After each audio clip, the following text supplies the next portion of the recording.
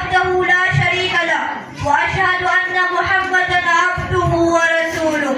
أما بعد فإن أصدق الحديث كتاب الله وخير الهدي هدي محمد صلى الله عليه وسلم وشر الأمور محدثاتها وكل بدعة ضلالة وكل ضلالة في النار.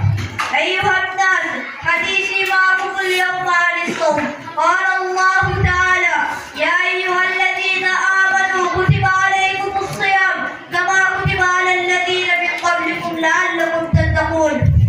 وعن أبي هريرة رضي الله عنه أن رسول الله صلى الله عليه وسلم قال: الصيام جنة فلا يرفث ولا يجهل، وإن امرؤ قاتله أو شاتمه فليقل إني صائم مرتين، والذي نفسي بيده لخلوه فم الصائم أطيب عند الله تعالى من ريح المسك، يترك طعامه وشرابه وشهوته من أجلي. الصيام لي وأنا أجزي به، والحسنات عشر أمثالها.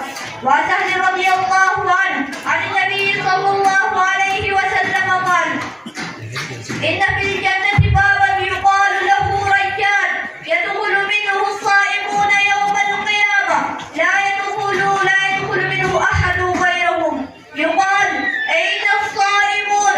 فيقومون: لا يدخل منه أحد غيرهم. فإذا دخلوا أغلق فلم يدخل منه أحد. وعنه رضي الله عنه أن رسول الله صلى الله عليه وسلم قال: إذا جاء رمضان فتحت أبواب الجنة. وفي رواية عنه قال: إذا جاء رمضان فتحت أبواب السماء وغلقت أبواب جهنم وسلسلة الشياطين. وعن ابن عمر رضي الله عنه سمعت رسول الله صلى الله عليه وسلم يقول: إذا رأيتموه فصوموا، وإذا رأيتموه فأفطروا، فإن غم عليكم فاغفروا له. هلال رمضان. وعن أبي هريرة رضي الله